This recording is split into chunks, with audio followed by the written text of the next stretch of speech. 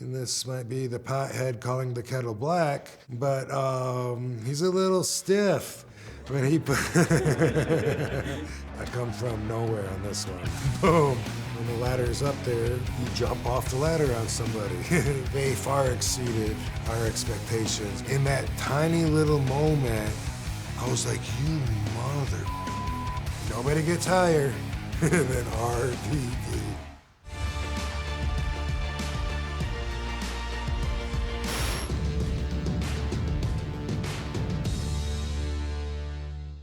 I met Sabu when I was 18 years old. Right before my 19th birthday, I was attending a tryout, let's say, for the original Sheik, his uncle. It was the middle of the winter in Lansing, or right outside of Lansing, Michigan. Cold, snow. They met me in a garage. The Sheik's son was a mechanic, and he had this garage, and they'd cut the ring in half to fit it in there. Sheik was there to take a look at me and see if I was worthy of being a student. First, Sheik put me in there by myself, and he kept saying, you know, show me what you got. Because I said I'm a kickboxer and I'm acrobatic, so I'd do a backflip and a spin kick. He'd say, what else? And, I guess that's all, you know? And then he said, Terry, get in there. I'd never seen him. I remember thinking, like, I haven't seen this guy on TV. What am I gonna learn from him, you know? And he just came at me, and like we grabbed each other, and he's like jerking me side to side. And I don't know, am I supposed to show him that I'm strong enough to, you know, to stop him? Am I supposed to be dancing with him, counter him? I really don't know what I was supposed to be doing, but we did a few minutes of that, and then eventually Sabu said under his breath so she couldn't hear, you did good. I was like, oh, phew, you know, wow, that felt really good to hear that. And then Sheik said, you know, come back next week, we'll start training. Right away I understood the hierarchy. I mean, Sheik was Sheik, but when Sheik wasn't around, Sabu represented Sheik. And so it's always been that way my whole life. You know, I feel like on another level that I represent the Sheik. Sabu finally gets a leg, takes down Van Dam. So I got a cast on my arm. See that? I broke my wrist doing a frog splash to Stevie Richards, one of my first ECW matches. It was very intimidating to wrestle in front of that crowd. They're just waiting for you to slip so they can say, you know, you duh. And for me, that would be the worst thing as a, I don't know, perfectionist. That's why, like, every time you do a springboard, you're taking that kind of a risk. If you slip and mess up, you got to live with that. And, you know, Sabu was not just my mentor, but during this time and for the next 2 or 3 years, whatever he said, I was like a soldier for him. You know what I mean? If he said, let's tell Paul we're going to go 30 minutes, but really we're only going to go 5, I'd be like, no problem, whatever you say, boss. You know, I didn't call him boss, but I respected him in that way. I was always trying to think of new moves that I hadn't seen before, and Sabu the same. You know, that triple jump moonsault, like I knew that was something special. He hit the triple jump moonsault, that's it! Sabu gets the win over Rob Van Dam! We had the match, and I'm like, okay, you know, I think I got over. That's cool, because I'm, you know, new here in ECW, and Sabu's extending his hand. And I'm like, all right, cool. He's gonna give me the stamp of approval right here. And right when I go to shake his hand, Sabu goes, go to shake it, but don't. And in that tiny little moment, I was like, you mother. Like, they're all gonna on me. And I didn't want to do but like I said, anything that he said, you know, you're my mentor. And so it hurt. It hurt to do that. And just like I expected, boo, you suck. And there was so much heat, and I wasn't looking for that. What a big thing to call on the moment. And that's something that, you know, eventually you learn to be feeling like you're talking about the story and where you're at in the story. And you got to be able to be on your toes and pivot. One of the greatest matches we have ever seen here in ECW has been tainted by Rob Van Dam's lack of respect for Sabu. I went through the curtain first, and when I went through the curtain, all the boys were clapping, and I didn't know why. I'd never seen that. And when Sabu came through, I told him, I said, it was really weird, like all the wrestlers were clapping, like I don't know if I missed something. And Sabu goes, oh yeah, he goes, that was for us. I go, what? And he said, yeah, they were clapping for us because, like, for you and me, he said, that was just another night out there because we wrestle each other all the time. But these guys never seen anything like that. So they were clapping because it was like one of the best matches. And I was like, really? Because it didn't even cross my mind because I was taught before I come in the dressing room for the very first time, I had to shed my fandom. And that was what I believed was the biblical rule of wrestling, and then in ECW, now it's a whole different thing with smart fans and how they're included in the show, and quite a change up.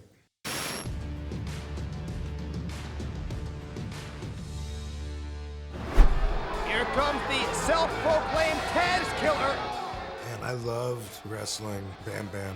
One of the things I liked about him was that he was a receiver, which is old school, and I like that. So I knew when I was out there with him, if I threw the chair at him and it hit him hard, like maybe he didn't see it or whatever, and it hit him, I'm like, ooh, I definitely got one coming, and he would give it right back to me, and then like boom, then we just continue like right on. It was like tit for tat like that.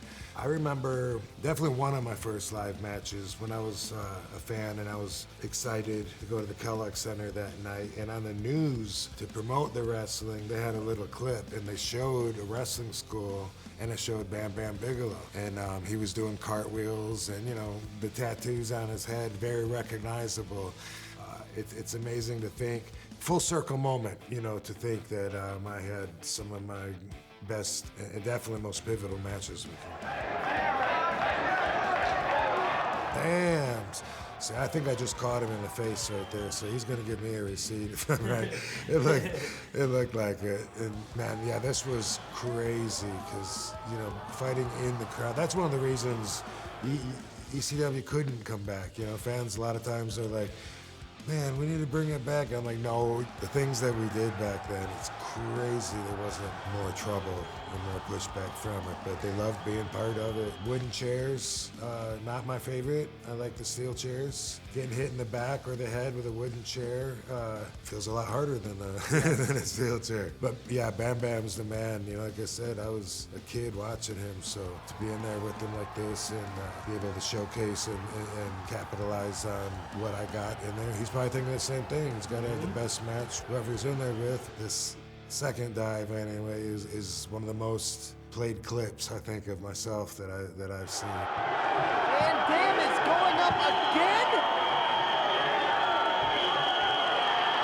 Oh my God! This was awesome. I love working with Sabu. He's pulling out a nail now. People don't know this. Sabu carried a nail in his boot all the time for protection. That's what he just pulled out and stabbed him in the eye with. But he always had that. Like even it wasn't a gimmick. It was something. Ever since we started, he always had the nail in case something didn't go his way and he needed to defend himself in the ring. Yeah. This match right here, that moment right there, put me up. It elevated me to a whole new level as a superstar, for sure. The whole world treated me different. Paul knew it before I did. Ladies and gentlemen, the winner of this contest and new ECW World Television Champion, Mr. Monday Night, Rob Van Dam. Well, it ended up meaning a lot more than I even knew it would here. You know what I mean? Like back in this moment, who knows? Maybe Sabu's gonna beat me tomorrow for it or whatever. It's just, I just had it 2 seconds. But the next show was in Queens, New York. And I remember talking to Paul before the show in the daytime, and I had Mikey Whipwreck, and I was thinking, Paul, what do you think if I crotch Mikey on one side of the aisle, and then I do a springboard from the guardrail and jump across the aisle, the entrance aisle, and kick him off over here? And Paul goes, I think it doesn't matter what you do, the people are gonna love you tonight. And I didn't know what he was talking about. He was right though, They treated me completely different from when I walked through the curtain with the television title, and never looked back.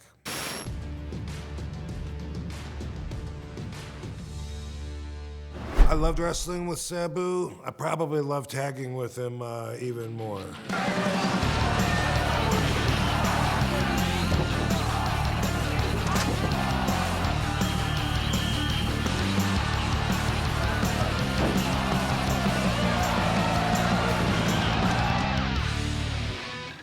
throughout my career, a lot of times I just wanted to be a singles wrestler because then I'm not sharing the spotlight, with someone else.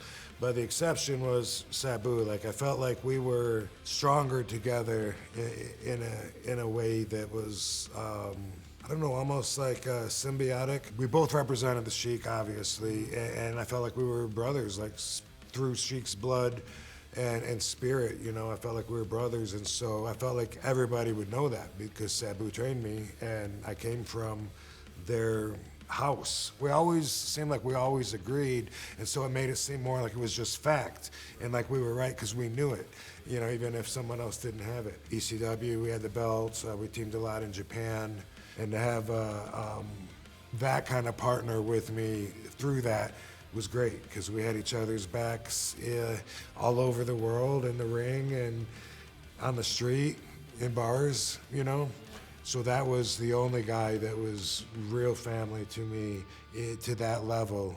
Hey! You think it's easy being Sabu? Look at Mr. Monday Night, live on pay-per-view, baby! But yeah, this match was a great representation of us tagging together. Yeah, he had wrestled both of those guys in Japan. In fact, Hayabusa is a replacement Sabu. If you look at him, he's got his pants. It's Sabu with a mask on. Sabu said when he left FMW for New Japan, he wanted to replace himself. And yeah, look at Hayabusa. He's dressed exactly like Sabu. The amount of pressure that I put on myself to perform, it's like it would be the worst thing for me if I mess up just a little bit. That's kind of what I think makes certain people go to different levels.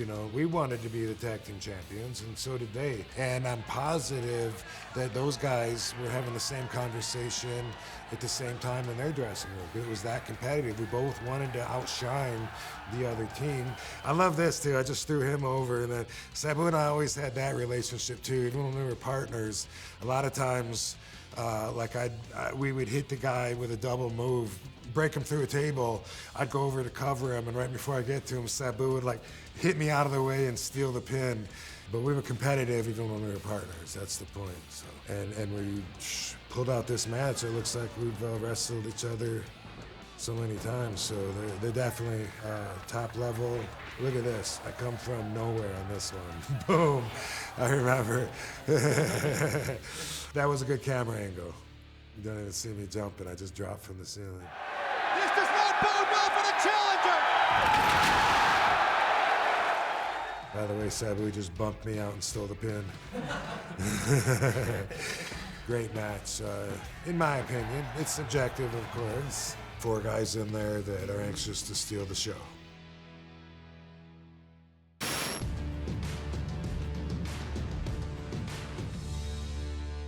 So when I had the television title, it was important to me to try to do everything I could to have the match that people would think was the best match of the night. Through that, in my mind, I was making the television title mean as much as the heavyweight championship. I didn't want the heavyweight championship until the TV championship clearly meant the most, and then I wanted to fight Mike Awesome and have that just be like, the match of ECW history. So during this time, when I was the man, I was wrestling anybody. They were bringing guys in from other companies for opponents or whatever.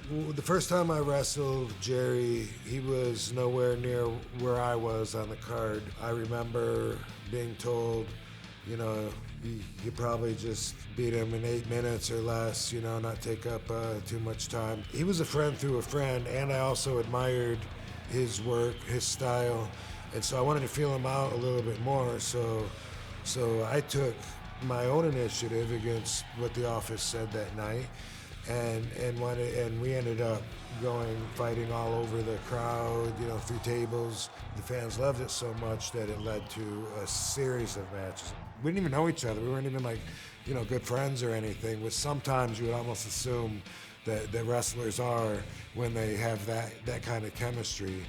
And we did become friends, but Jerry was always a stickler to what he thought was right, and I always liked that about him because it was always important to him to still come across like the veteran, like the teacher. And so, like, for instance, if we were talking and I was like, should be okay if I, if I crotched you up on the top rope and like did a kick, would it be okay if we did something like that?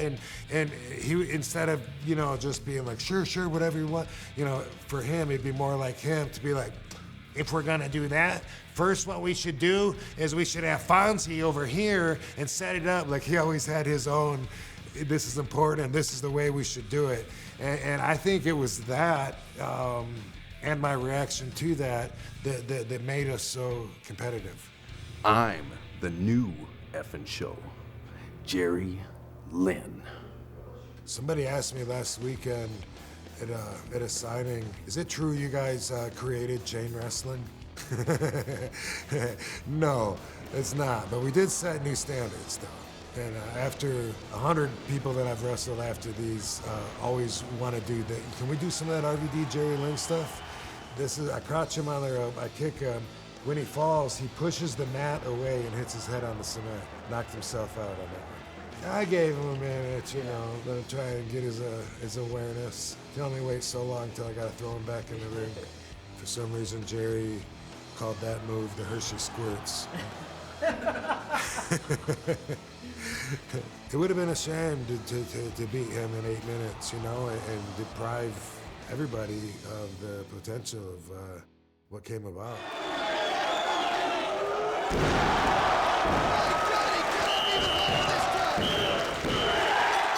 RVD's your winner. I had a lot of fun in these matches, and the crowds were just so good. That was like the most fun I can remember out of my career, because very, very hard work, but at the same time, we're partying with the fans.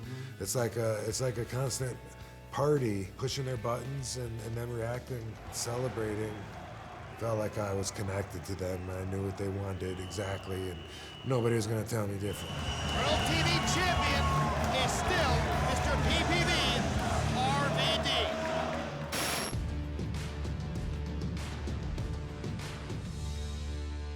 So when ECW closed down in 2001, we were all bummed.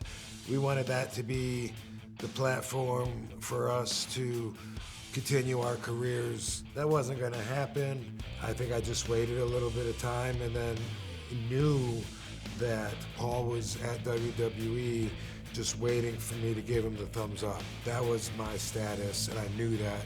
Eventually, I said, all right, I'm ready to have the conversation. And he said, okay, I'll set it up. And it was like that. Following contest, scheduled for one fall, is for the World Wrestling Federation Hardcore Championship.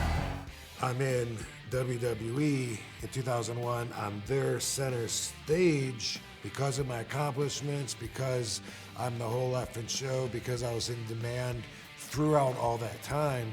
And so now I'm here as what I felt was already a developed persona. Way bigger scale, because there's people as far as the eye can see. A sea of people is what it looks like when you're in the middle. We never had access to that many people with ECW. But the fact that they're all so responsive in such a positive way made me feel like it's a similar love. Jeff, boom, great opponent. We love wrestling each other. We love that the matches are great. We love that we both can do a lot of really cool stuff. We both like to do moves that at the time other people don't do. Things like this, jumping off the guardrail, doing a moonsault. Like back then, there was like probably one guy in the card that was gonna do that, Like, ooh, that made me special, stand out, one of a kind. Now, you're doing that on day one in wrestling school. Jeff Hardy limping. How's he even able to stand? Is what I want to know. But look at Jeff Hardy with his WWF hardcore title on the line. What I remember is this spot, like probably more so than anything out of the whole match was that. Bam. Van Daminator off my knees to the chair, kicking him into that pit. That's one of the coolest spots of all time. Jeff and I are both equally willing to put our body on the line for each other for the sake of the match. You may want to do a bunch of stuff. If the other guy doesn't want to do it, good luck, you know, if you can get it in or not. But you got somebody like-minded wanting to have the same kind of match as you, that doesn't get any better than that. And the way the fans love Jeff and they love me, that's great too. Like, the fans' reactions are as strong as if they were one-sided, but they want both of us to win. They love both of our moves. They want this to happen. Boom, and it does. The cover, and Van Dam wins it! Van Dam has won the WWF Hardcore title! And new World Wrestling Federation Hardcore Champion, Rob Van Dam! Hearing all those fans behind me, and now I got a championship to defend, and it's a hardcore championship, which I'd rather stand for that than like anything. It was just like having the TV title, where I was trying to make the hardcore title mean as much as any other belt. And as a matter of fact, at the time, we had so many people on the roster. We were doing 3 shows a night. And since that means that some of the bigger stars like Rock and Stone Cold, they might be busy on A and B shows. So now I'm main eventing some of the house shows, live events, defending the Hardcore Championship. That was so great for me. I don't know how many times I had the Hardcore Championship, but my ego tells me that I added a lot more credibility to it than it ever had with anybody else.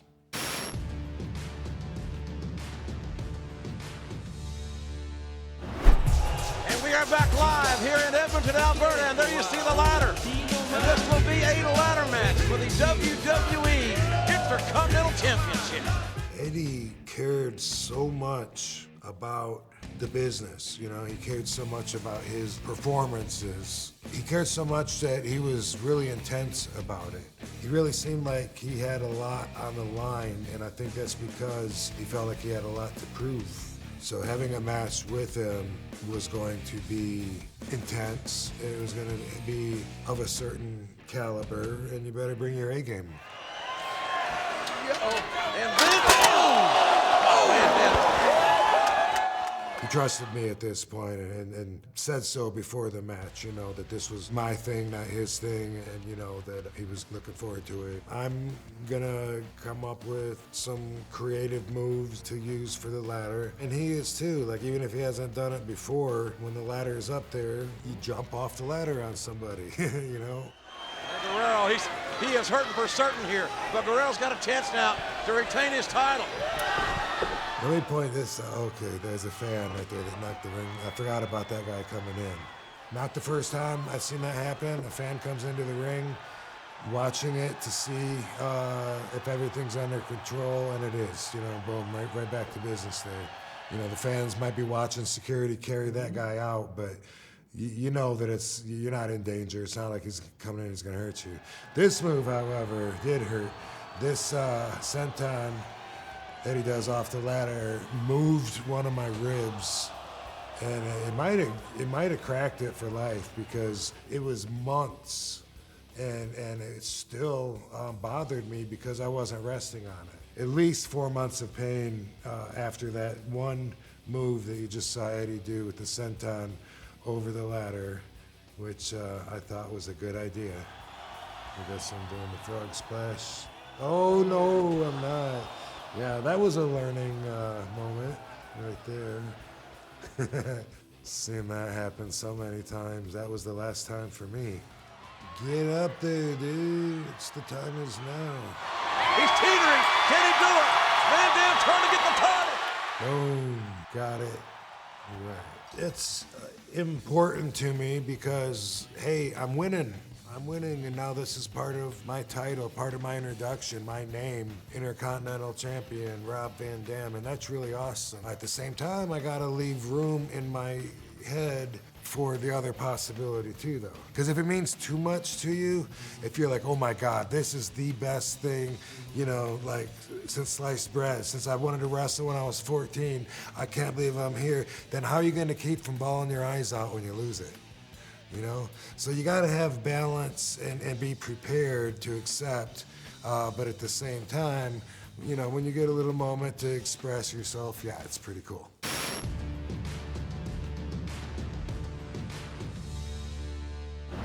I was so re-energized and re-motivated about ECW coming back. Yes, and it started with a pay-per-view. Hello, everyone, and welcome to ECW One Night Stand. My company, I'm the biggest fish in the pond. This is all gonna be best for me. And then I had to get knee surgery. Couldn't wrestle on it. Of course, I was as bummed as could be, but gave one of my favorite promos. I'm the whole show. You remember what RVD 420 means? I just smoked your ass.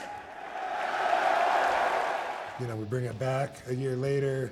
Now I'm not injured. Now I'm the best foot to put forward, and we're gonna bring it back as a third brand. So now I'm gonna be the top guy for this moment because I'm the right guy to put there. Don't know if that ever would have happened if everything else hadn't unfolded the way that it did. Hammerstein Ballroom, this became like one of the first really nice buildings that we were able to get into. We did our last pay-per-views, which was when we were at our biggest in this very building. And man, the fans were great in New York. Just as good as the fans in Philly. As much as they're supporting RVD, oh man, wait till Cena comes out. I think that John and myself both expected the crowd to hate him and to be really strongly behind me. They far exceeded our expectations.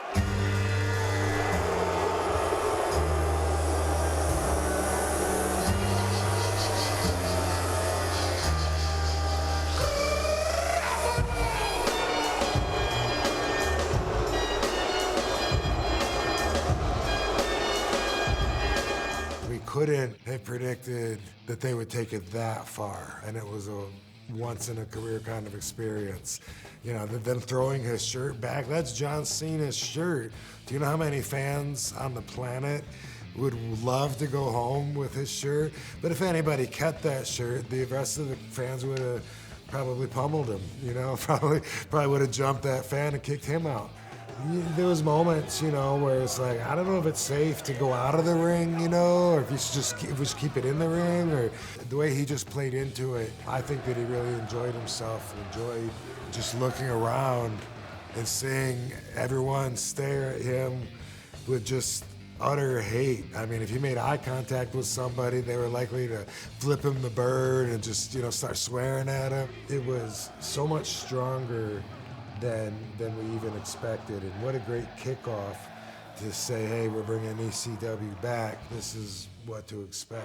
And that's what it's all about, the WWE Championship. He's champ for a reason. He knows exactly where he's at in the story that's being produced. Of course, he's very strong. And I don't know if a lot of people will say this, but this might be the pothead calling the kettle black, but he's a little stiff when he put I don't mind saying that. When he put his submission on me, where he's got you in the headlock and he's got your feet and you're on your stomach down there going, "Arr, arr." There's not even room to scream because there's no air left, because he was like folding my body in half. Uh-oh, we know what's coming now.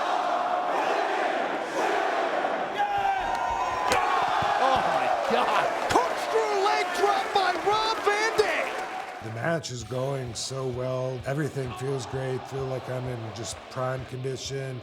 I feel like all these fans are pushing me so hard that like nothing can go wrong. But I still don't believe until it happens at the end that it's gonna happen. At the time, you know, I didn't want Edge to be there. You know, he wasn't part of ECW.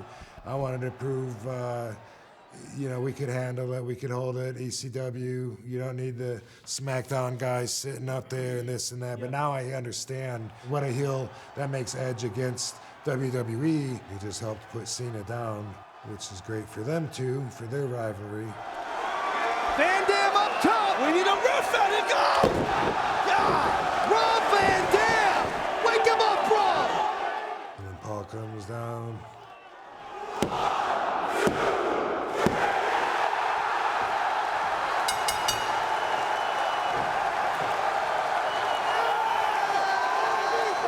Great moment. This is where it's real. I don't know how I'm gonna act. And I remember when he hands me the belt, he's looking at me. He's gonna play off of me. I remember at first it seemed like he thought like I was gonna cry because I was just like, I don't know, but I had a look or something on my face, and I remember him. It felt like he was gonna cry with me, like if I was gonna cry, and of course I didn't though. I was, hey, I'm the man, and so he quickly took that look off his face too. Great moment. 1,000% vindication. I mean, boom, held the WWE Championship up, and not only was I WWE Champion, but I did it my way. I was here because I ignored the right people, because I stuck to my guns, and because I connected with the fans my way, and all of that was just so fulfilling. I'm grateful. That was definitely the match out of my career that everybody wants to talk about, and that's because it put me at my highest position. Nobody gets higher than RVD. Looking back at having my Hall of Fame career and where I'm at right now, it's very fulfilling. We choose to have and pursue this life with no guarantees. The odds are against anybody becoming a superstar. It's not that easy in any field. I get a lot of love. I get a lot of respect for what I chose to do, the decisions that I made, the ability to back up the choices that I made. And so it's a feeling of fulfillment. You know, I'm glad to be a professional wrestler. I'm very happy that I was able to accomplish what I did in the business. The respect, the way people treat me, it's nothing but good. It's nothing but love, respect, and further vindication that makes it pretty easy to be proud.